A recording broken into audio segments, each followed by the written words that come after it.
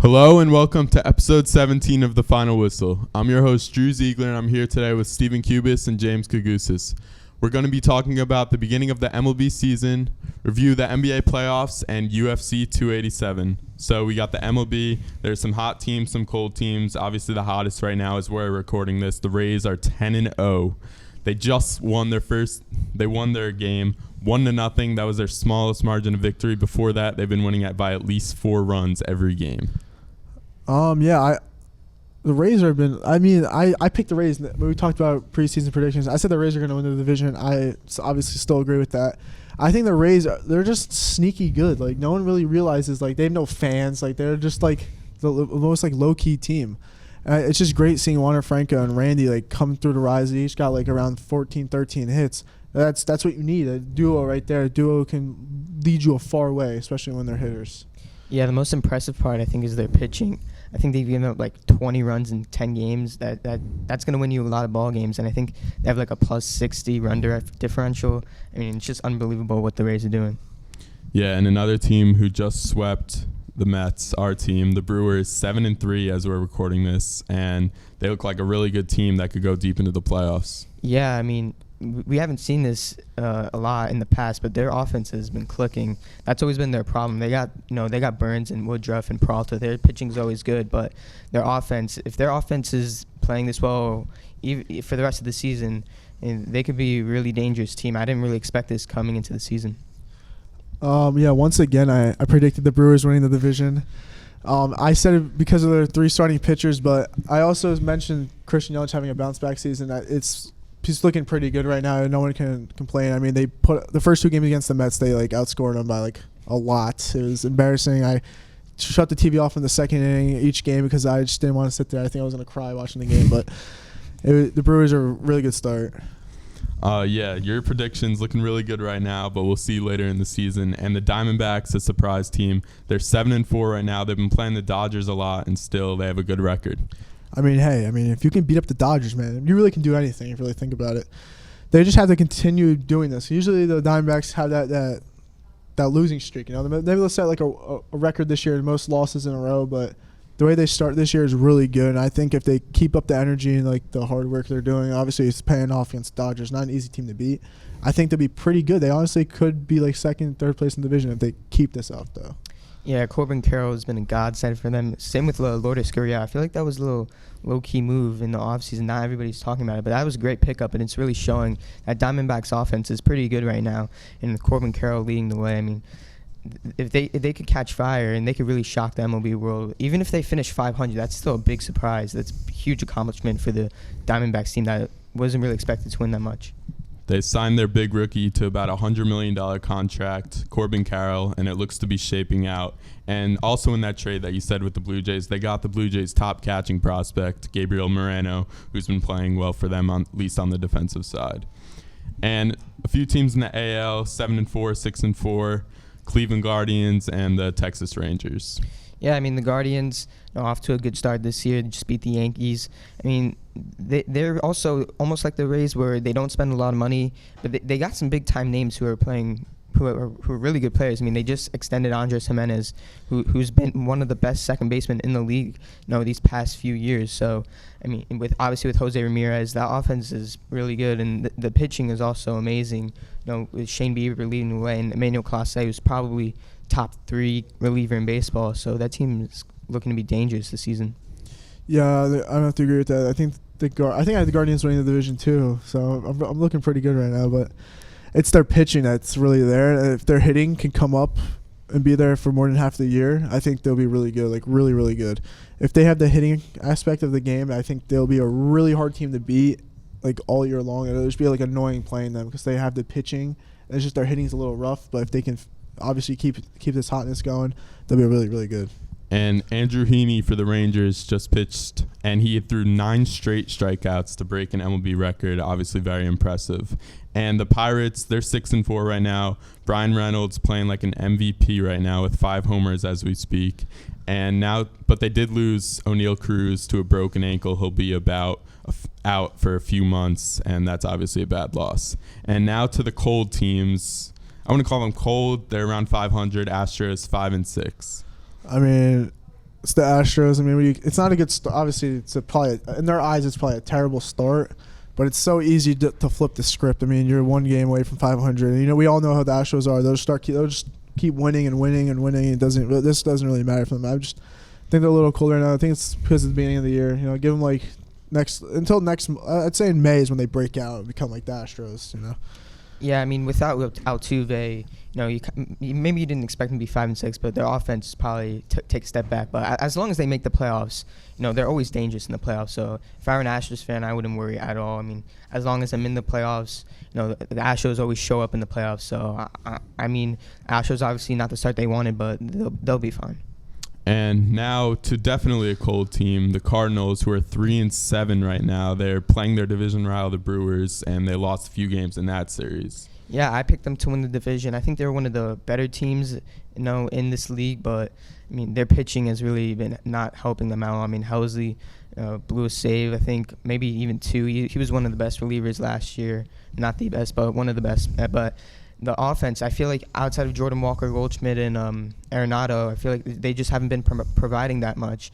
And maybe they're regretting that trade for Harrison Bader and Jordan Montgomery. I don't know, but they've definitely been underperforming a lot. 3-7 is not a good start to the season.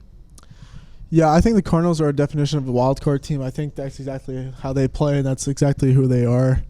I think they have the best duo in baseball between Nolan and Paul Goldschmidt. I think that's the best duo by far, in my opinion. But it's hard to win games when your duo isn't starting off really good. Like I said, with the Rays with Randy and Juan or Franco, if your duo is doing really good, you're gonna win the game. Especially when you have 2 Gold Gloves and MVP.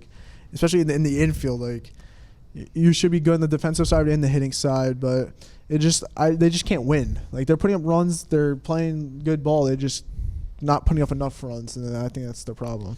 Yeah, as you said, that Harrison Bader and Jordan Montgomery trade. Montgomery did just pitch a very good game for the Cardinals, and Harrison Bader, when he was traded, wasn't expected to be much of an offensive presence for the Yankees, but obviously that was a surprise when he was.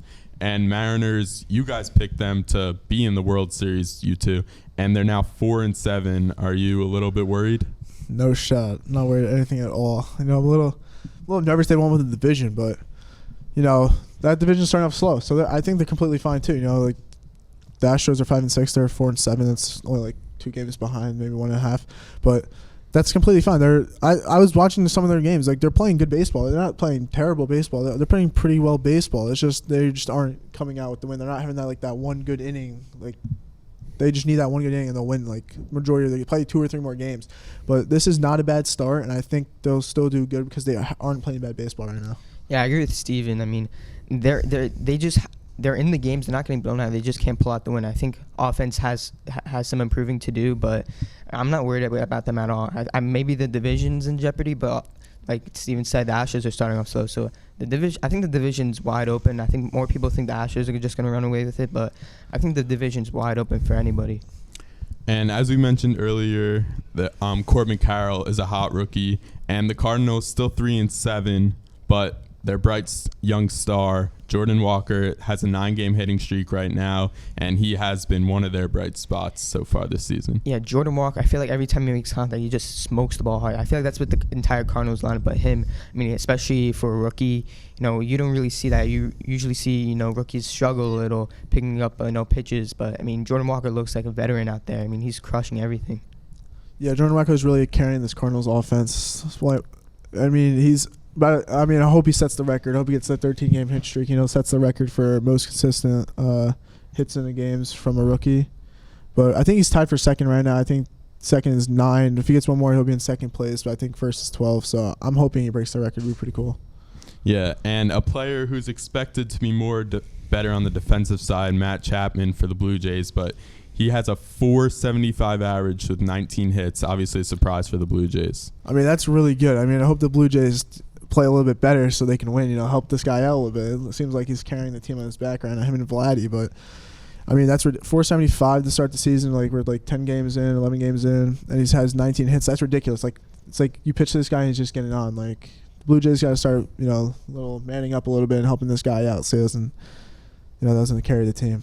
Yeah, I mean, this is the Matt Chapman we were seeing 4 years ago where he was one of the best third basemen in the league, and his offense fell off a cliff, but I mean, obviously he's not going to hold up this pace, but even if he pitched even a fraction of how he's hitting right now, I mean, this would be huge for the Blue Jays. I mean, they were not expecting this. Nobody was expecting this. So if Matt Chapman can say maybe a 280, 290 hitter with the same power he's hitting right now, and the elite defense at third base, I mean, this would be so clutch for the Blue Jays for, maybe a deep playoff run, maybe even a run at the division, even though everybody expected the Rays or the Yankees to win it. Yeah, I picked the Blue Jays to actually win this division and for them to go far in the playoffs.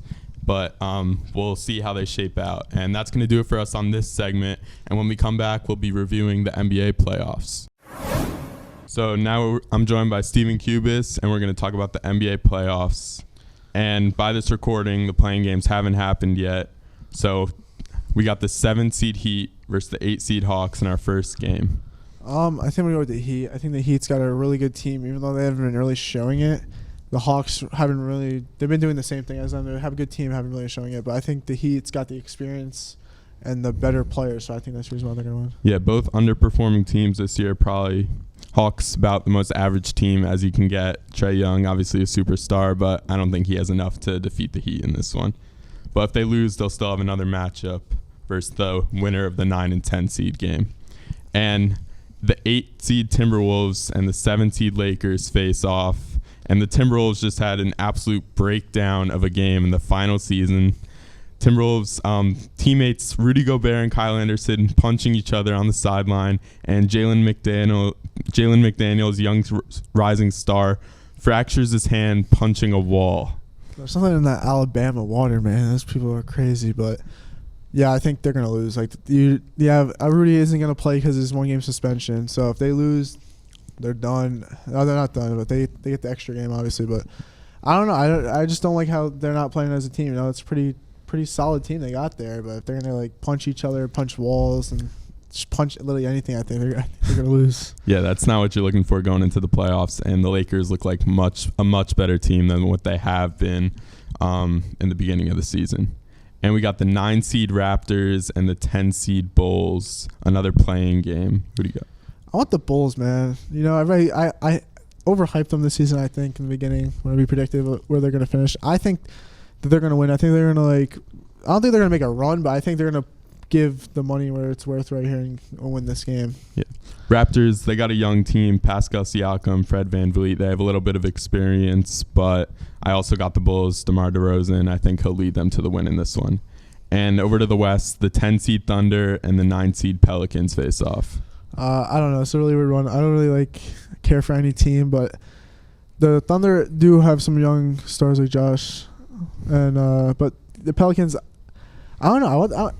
We saw them play last year. I think they lost in a play-in game too at home, but I think it's pretty cool. Sometimes seeing a little weird team in the playoffs. So I'm gonna say the Pelicans. Pelicans, obviously without Zion still. I don't know when he's gonna play. Maybe he'll be healthy next year. I think the Pelicans are going to win this one, but they're not going to be going far in the playoffs for sure. And in the first round, I don't think these games are really up for a debate. The 1-seed Bucks versus the 8-seed play-in winner, and the 2-seed Celtics versus the 7-seed play-in winner. Yeah, I think both those teams are really good. I think they're the two best teams in the NBA. And there's no I mean, it would be awesome if the Bucks lost. So maybe hopefully the Knicks in the second round don't play the Bucks, but it would be cool to see if they would have lost to one of these play-in teams, but I really doubt it. And now I think a closer matchup than people might think. 3-seed 76ers versus 6-seed Nets. I mean, hey, it's division game right there, basically, division series. I think the Nets didn't get worse. They might have honestly got a little bit better with the trade of Kyrie and KD gone. I think they even got a little better. I think they got more team players. Bridges is becoming like him in New York, so I think the Nets can actually pull this one off. I don't think the Sixers got that playoff to them. Yeah, I think an upset could be brewing there. Joel Embiid doesn't seem to go as far in the playoffs, and the Nets have a squad now. They're playing together as a team. They got a young team, and I think they could win this one. And now the closer matchup, I think, between all the games, 4-seed Cavs and 5-seed Knicks. I got my Knicks, man. Knicks. They're really looking really good, man. After the All-Star break day, nothing but they're just heating up. They haven't slowed down once. I think the important reason why the Knicks are going to win is because of their bench. Their bench is phenomenal. You have other day you sat your 3-star players, put in your 3 bench players, and they all put up 30 points. I think it's pretty good for a bench. And I think the Cavs are just too young and inexperienced. So Knicks have they have Jalen Brunson who won a playoff series. They have obviously the other players who've lost to the Hawks, but at least they were there to witness what it's like playing in Madison Square Garden in a nice playoff game, or even in Atlanta. So I think Knicks got a little upper hand here. Cavs with a very well-rounded team and star Donovan Mitchell leading them, but as you said, the bench might be the difference in that one. But the question mark looming: will Julius Randle be okay, and will he be his normal self in the playoff series? And now over to the West. Also, 1 seed Nuggets versus 8 seed play-in. I think the Nuggets are going to win this one either way. I don't know. Obviously, I think they are going to win, but I think it's going to be a lot closer than we think it's going to be, because Nuggets aren't really that good of a playoff team. They're more of a show in the regular season, which is it's been their problem this past couple of years. Yeah, definitely. And now what definitely could be a good matchup: 2 seed Grizzlies versus 7 seed play-in, who we're probably expecting to be the Lakers. That'd be cool. John Morant's been playing good ever since that suspension, But the Lakers have been playing really good too, because they figured out how to play like a team and not selfish basketball anymore. But I got the Grizzlies, man. I think the Grizzlies are going to win the first series and lose the next one. I don't think they're going to make it far, because there's some good teams like that usually have a little flaw in them. I think it's the reason why they're not going to make it. Grizzlies will be without their big man, Steven Adams, and they still have Jaren Jackson Jr., obviously one of the top Defensive Player of the Year candidates, but he gets into a lot of foul trouble, and Anthony Davis could destroy him in that series. And 3 seed Kings, 6 seed Warriors, a great matchup in this one. New playoff team. Finally, the Kings make it after what seems like centuries. Oh, no, I think I got the Warriors in this one. I mean, the Warriors are just too playoff experience. It's like a normal game for them, I feel like. And the Kings, I think they're going to play a little tight, I think they're going to have a little stress on them, because they haven't been there in a while, especially all these players. Probably a couple of them's got to be their first time in the playoffs. It's going to be a little nerve-wracking, and I think they're going to relax too late in the series, and they're going to lose to the Warriors. Warriors just too much experience, and when they're healthy, they could be a championship team. And our last matchup, the 4 seed Suns face off with the 5 seed Clippers, a close matchup. It's KD versus Russell, man. That's what you want. But I think I'm gonna have to give it to the Clippers. No one's really talking about the Clippers this year, but once Russell got traded there, he's been playing awesome. Everybody's talking about how bad he was as a Laker, but look at him now. I think it was just the team he was on. I think it was just not a good team for him, and clearly he went to the other side of LA. Join the Clippers. Now he's playing phenomenal. But the Suns do have a good team. I think it's going to be a nice little series. I think it's coming down to the last game, and I think it's going to be the Clippers. The Clippers could be without Paul George in that one for at least a few of the games. And the Suns, they just have too many stars on their team to not win this one. But we did see with the Nets that they couldn't pull it off. So maybe the Clippers could win this one. And now we're going to take a short break, and John will join me to talk about some UFC. So now we're back. We're going to talk about some UFC. It was obviously a huge event, UFC 287, a bunch of famous people in attendance, former President Donald Trump, a bunch of former LSU football players and now NFL stars, Joe Burrow, Justin Jefferson, Odell Beckham Jr., who just signed a new contract with the Baltimore Ravens, and Kid Rock and Theo Von. And our first fight, Kevin Holland knocked out Santiago Ponzinibbio in round 3 with a powerful left hook. Yeah, that was a sick knockout. Kevin Holland's been in the sport for a while. He's fought many times. In 2022, I think he fought about almost 10 times, which is pretty insane. Knocked him out, jumped over the cage, ran right up to Trump and Dana, shook his hand, and he's just a very exciting fighter. And I'm a big Kevin Holland fan. Yeah, obviously upcoming 10 fights is obviously very impressive. A little bit less than a fight a month. A little bit more than a fight a month, which is obviously incredible. And another fight, Rob Font knocked out Adrian Yanez with a counter right in round 1, early decision by that fight. Oh, dude, that was just a vicious knockout from Rob Font, he needed that. He's been losing. He lost, I think, his past 2 fights, and he was kind of trending downward, and he needed an exciting knockout like that to kind of get his name back up there for maybe another run at a title shot. But I mean, that was a great knockout. The whole night felt like it was very electric fights, and yeah. And our next one, Gilbert Burns defeated Jorge Masvidal by decision in a great fight. And after 52 fights, Masvidal will hang up the gloves, and he'll be retiring. Yeah, I mean, it was a good fight. I wish that Masvidal could have ended the career off with a bang, but he's been in here for a while. 52 professional fights. That's a lot of fights. I mean, for someone that doesn't really know fighting, it's a lot of times to get in there with someone and just try to kill him. So Masvidal's a legend of the sport. He'll always be remembered. He's the fastest knockout in UFC history. He's the only holder of the BMF belt. So definitely a legend. I think Hall of Fame for sure. Yeah, he'll go down as one of the greats, and obviously a lot of fights, and that also goes into account to his career, obviously. And the big fight, Israel Adesanya wins his middleweight belt back after a round 2 knockout of Alex Bejeda. I mean, just a crazy, what a moment just for the whole sport. Adesanya, I think he's top 10 all time after that one. I think he's secured his spot as the greatest middleweight of all time. And I mean, everyone in the room that I was with when that fight was going on, they thought that Adesanya was going to get killed because he was getting backed up in the corner, and then he just comes up, hits him with 2 mean rights, and knocked him out cold. Hit him with the archer, and it was just sick. It was sick. Yeah, signature celebration there. Adesanya, obviously a smaller guy, but he obviously does not fight like one either. Yeah. And that's going to do it for us on the show this week, and we'll see you next week for episode 18 of The Final Whistle.